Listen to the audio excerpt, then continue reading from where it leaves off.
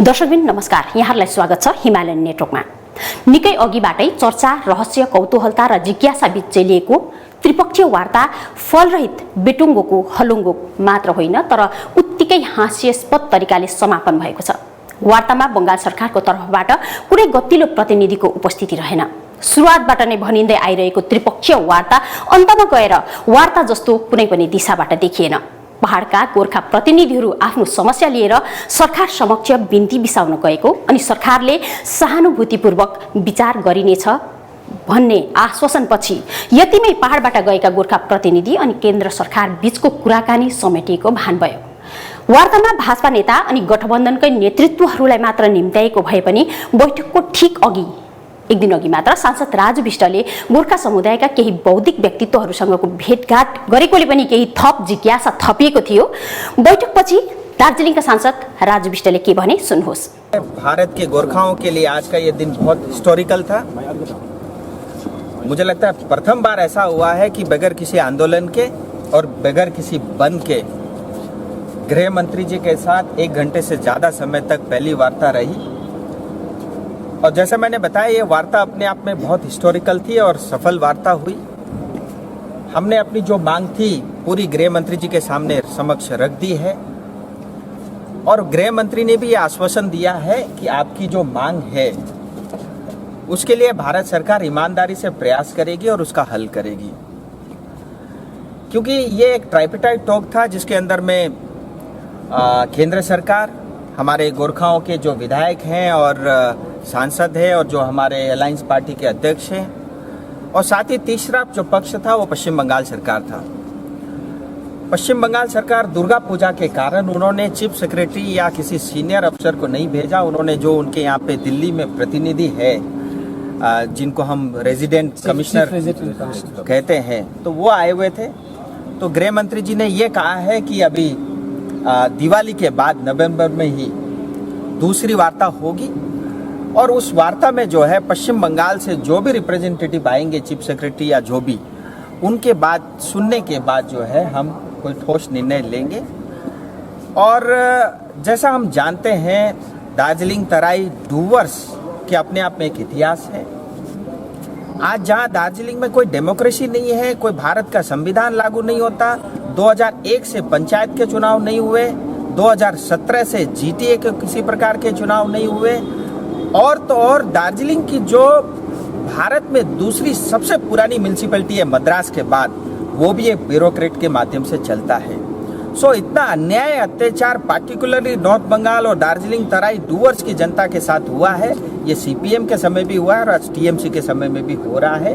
गृह मंत्री जी ने ये स्पष्ट कहा है कि हम गोरखाओं के साथ हैं और आपके साथ जो अन्याय हुआ है उसके ऊपर में हम पूरी तरह न्याय करेंगे।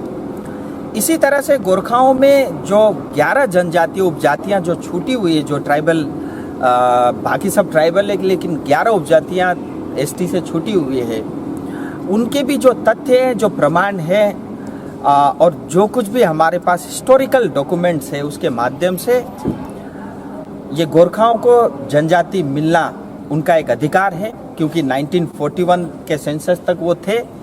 जब कॉन्स्टिट्यूटेड असेंबली के अंदर में डिस्कशन हुआ उस दिन भी गोरखा एसटी थे, और जो है 51 के बाद के जो सेंसस है उसमें किसी तरह वो छूट गए थे। तो उसको भी अच्छे से देख करके उसके ऊपर में भी फैसला लेने की बात हुई है। हम सब बहुत आभारी है भारत सरकार का, प्रधानमंत्री मोदी जी का, गृह मंत्री जी का, क्योंकि इस देश में जो ऐसी समस्याएं थी जो कांग्रेस के समय में कारपेट के अंदर डाल दी गई थी, वो उनका एक एक करके समाधान हो रहा है। चाहे वो 370 का हटना हो, बोरोलेन की समस्याओं का समाधान हो, ब्रू रिएंग का समाधान हो, या अभी हाल ही में जो कार्बियोलिंग की जो समस्या का समाधान हुआ, हमें पूरा विश्वास है ये सरकार जो कहती है वो करेगी और आज तक इतिहास भी यही रहा है। सो हम गोरखाओं की तरफ से भारत सरकार को, विशेष करके गृह मंत्री जी को बहुत आभार व्यक्त करते हैं। जो गोरखालैंड का जो परमानेंट सोल्यूशन ढूंढने की बात हुई थी, पॉलिटिकल सोल्यूशन, उस पर कोई बात आगे बढ़ी आज? देखिए, किसी भी गोरखा से आप कहेंगे वो यही कहेगा कि हमें गोरखालैंड चाहिए। जहाँ तक भारतीय जनता पार्टी का सवाल है, एक पार्टी के प्रवक्ता के नाते भी ये विषय में रखना चाहूँगा। 2019 के चुनाव में और 2021 के चुनाव में हमने संकल्प पत्र में ये कहा है कि हम गोरखाओं से जुड़े मुद्दों का समाधान करेंगे। स्थायी राजनीतिक समाधान करेंगे। सो हमारी पार्टी स्थायी राजनीतिक समाधान के लिए कमिटेड है, उसी के लिए ये वार्ता थी। राजू जी, डिफाइन क्या हुआ, मतलब पीपीएस का डिफाइन किया कि आप लोग गोरखालैंड इधर यूनियन टेरिटरी? देखिए, ये अंदर जो है करीब 1.25 घंटे से ज़्यादा की वार्ता चली और ये ऑफिशियल टॉक था, ट्राइपेटाइट टॉक था। लेकिन ऐसे बहुत सारी चीज़ें मुझे लगता है मीडिया में इस तरह से मैं सार्वजनिक नहीं कर सकता, लेकिन जहां हमने जो विषय, जनता से जुड़े हुए विषय और मुद्दे थे, जहां रखना था हमने रख दिया है। आप सबका बहुत बहुत धन्यवाद। राजू जी, जैसे आप दार्जिलिंग जाएंगे तो दार्जिलिंग की जवाब वो जनता से क्या कहेंगे आप? ये वार्ता का नतीजा लब्बो लुआब क्या था? देखिए, कुल मिला के ये एक हिस्टोरिकल वार्ता था और इतनी सफलता इस पहली वार्ता में हमें मिलेगी, हमें इतनी भी आस नहीं थी। जितनी हमारी अपेक्षा थी उससे बेहतर ये वार्ता हुई है और बहुत एक अच्छे माहौल में हुए हैं। और अच्छी बात यह है कि भले ही चीफ सेक्रेटरी नहीं आए, लेकिन पश्चिम बंगाल के भी एक प्रतिनिधि बैठे थे और जो हमारे पास खुराक था उनको सारा हमने दे दिया है। उन्होंने क्या कहा? देखिए, वार्ता के अंदर में अमित शाह जी स्वयं उपस्थित थे, 2 MOS भी थे, नित्यानंद जी भी उपस्थित थे और साथ ही हमारे डूवर्स के जो हमारे सांसद और MOS है जॉन बारला जी, आप भी उपस्थित। साथ ही साथ एक प्रश्न और है।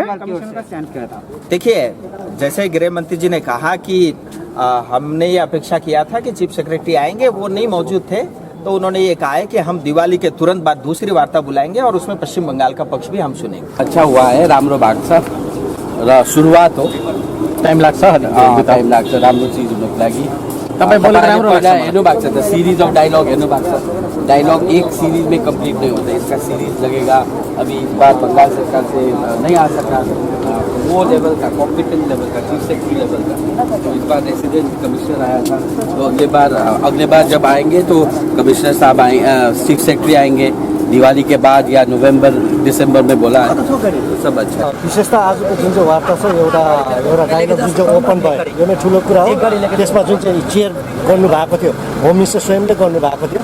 जुन चाहिँ अलायन्स पार्टिज होस्, एमएलएजहरू होस्, जति पनि छ, आफ्नो आफ्नो कुरा एउटा राख्यो। एउटा सुरुवातको हिसाबमा सबैले आफ्नो मनको कुराहरू एउटा डिटेलमा कुरा राख्न पाइयो। र विशेष इम्पोर्टेन्ट के छ भने जुन चाहिँ होम मिनिस्टरले एउटा कुरा राख्नु भएको छ, नसुर्ताउनु भन्ने भएको छ। यो वार्ता जुन चाहिँ सुरु भएको छ, यसको निष्कर्ष चाहिँ, रिजल्ट चाहिँ अवश्य नै हुन्छ, निस्किन्छ भनेर, अन्त त्यसैमा मैले एउटा पोजिटिभली यसलाई हेरेको छु। हजुर, साथै साथ जो आजको जो वार्ता भयो, गृहमन्त्रीले हजुरले के भन्ने चाहन्छ गोर्खा समाजको निम्ति, गोर्खा समाजबाट? एकदमै एउटा एक्सपेक्टेसन राख्नुपर्छ। एउटा मैले अघि नै भने, एउटा अपर्च्युनिटी हो सबैको लागि एउटा अपर्च्युनिटी हो। सबैले समात्नुपर्छ यसलाई। र पहाडको जनताको जुन चाहिँ सेन्टिमेन्ट छ, एउटा हामीले जुन चाहिँ कुरा राखेको छौँ, वही जनताको कुराहरू नै हो, उहाँमाथि राख्दै आएको हो। सो यसले गर्दाखेरि हामी आशावादी छौँ। एउटा आउँदो अघि नै भने, एउटा स्टेट गभर्मेन्टको एउटा रेसिडेन्ट एउटा कमिसनरलाई एउटा प्रेजेन्ट हुनुभएको थियो। सो नेक्स्ट टाइम एउटा चिफ सेक्रेटरीलाई पनि एउटा निमन्त्रणा दिने भन्ने कुरा छ। ल, उता दिल्लीमा वार्ताको निम्ति प्रतिनिधिहरू जुट्दै गर्दा यता बंगालको राज्यपाल जगदीप धनखड उत्तर बंगालको भ्रमणमा आइपुगेकोले पनि यो भेटघाटलाई अझ रहस्यमय बनाइदिएको थियो। यति मात्र होइन, उत्तर बंगाल राज्य गठन चर्चामा हुँदाहुँदै ठिक वार्ताकै छेकमा पनि विलयको कुराले थप कौतूहलता थपिएको थियो। पहाडको मुद्दा रातारात समस्या बनेर देखिएको अवश्य पनि होइन। पहाड अनि भारतीय गोर्खाहरूको समस्या शताब्दी नागिसकेको हो र मुद्दा दीर्घलम्बित भएकोले गर्दा पनि एकै भेटघाटमा छिनोफानो नहुनै सक्छ। तर त्यसको निम्ति कमसेकम सुरुवात त हुनु पर्यो। तर यहाँ त सुरुवात नै नभई वार्ताको अन्त भइसकेको छ। सरकारको यस पहललाई लिएर लगाएका आशा आकांक्षा, विभिन्न अनुमान र अन्दाजाहरू सबै केन्द्र सरकारको आश्वासनमाथि नै टुङ्गियो।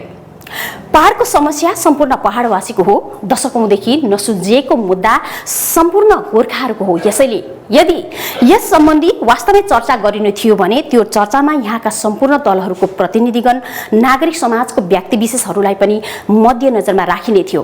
गोर्खाहरूको समस्या भनिएको भए पनि यो बैठकमा केवल भाजपा अनि भाजपा गठबन्धनकै नेतृत्वहरूलाई मात्रै निम्त्याइनु, पहाडका अन्य दलहरूको प्रतिनिधि अथवा गोर्खे स्टेक होल्डरहरूलाई सामेल नगरिनुले पनि यो वार्तालाई एउटा साधारण भेटघाट जस्तो मात्र हुन सक्ने अनुमान र अन्दाजाहरू पनि लगाइएकै हो। यद्यपि भेटघाट यति पनि फलरहित हुनेछ यसको अनुमान सायदै कसैले लगाएका थिए। पहाड पहाडबाट गएका नेताहरूलाई केन्द्र सरकारले फेरि अर्को आश्वासनको भारी बोकाएर पठायो। फेरि एकचोटि प्रमाणित भयो सरकार कहिले पनि गोर्खाहरूलाई लिएर गम्भीर छैन।